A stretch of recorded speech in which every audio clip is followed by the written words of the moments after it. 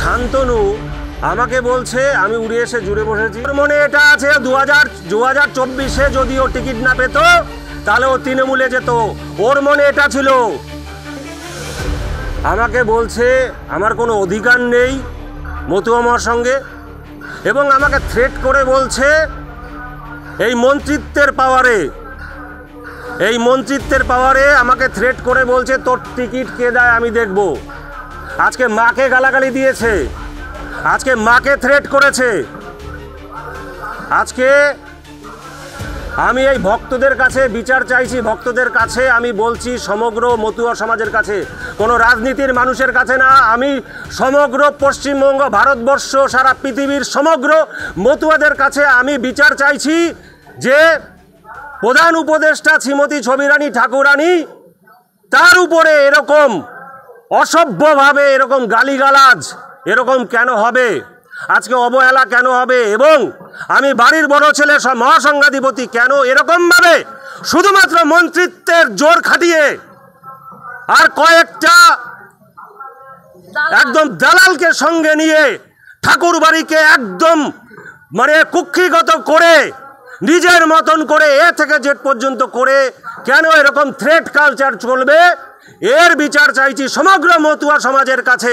দল মত নির্বিশেষে সমগ্র মতুয়া সমাজ আপনারা ঝাঁপিয়ে পড়ুন, আপনারা আসুন, এবং এই যে দালালগিরি চলছে ঠাকুর বাড়িতে সেটাকে উৎখাত করে ফেলে দিন, এর আপনারা বিরোধ করুন।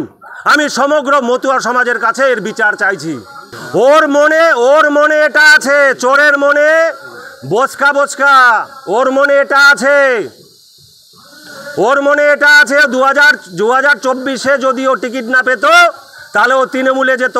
ওর মনে এটা ছিল, কোনো কিছু হলে পরে ও তৃণমূলের দিকে পা বাড়িয়ে রেখেছে। আমার কি ও রেখেছে, ও আমাকে বলে ভবিষ্যৎ দোষটাও। আপনি মমতা ঠাকুরের সঙ্গেও কালকে বৈঠক করেছেন এমন দাবি করছেন শান্তনু, এবং তৃণমূলের যে পথে এগিয়ে আছেন।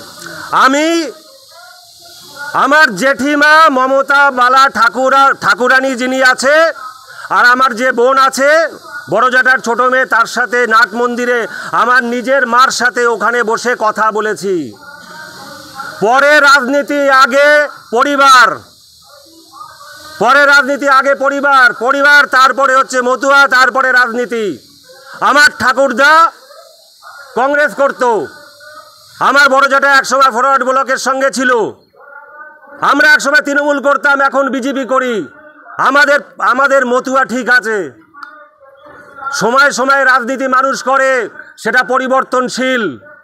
আজকে মমতা বালা ঠাকুরের সাথে, সে আমার জেঠিমা, তার সাথে কথা বলেছি কি করে মতুয়াদের ভালো হয়, কি করে এই জায়গাটা এরকমভাবে একচ্ছত্রভাবে এরকমভাবে আটকে রেখে চাবি দিয়ে নিজের মতন কুক্ষিগত করে না রাখতে পারে, দালালগিরি না চলতে পারে, তার বিরুদ্ধে কথা বলেছি, যাতে সমগ্র মতুয়া সমাজ আসতে পারে।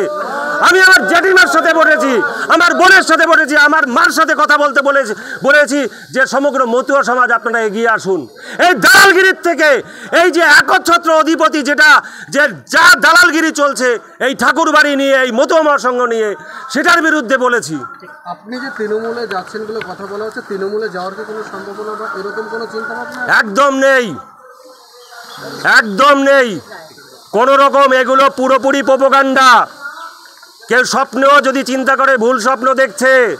এগুলো হচ্ছে এই দালাল চক্র ঠাকুর বাড়িতে যেটা আছে, এই শান্তনু ঠাকুরের দালাল চক্র, তাদের সৃষ্টি করা এবং শান্তনুর সৃষ্টি করা। আরো ভালো ভালো খবর দেখতে সাবস্ক্রাইব করুন বাংলা হান্টের ইউটিউব চ্যানেল। বাংলা হান্টের আরো খবর দেখতে নজর রাখুন। বাংলা খবর মানেই বাংলা হান্ট।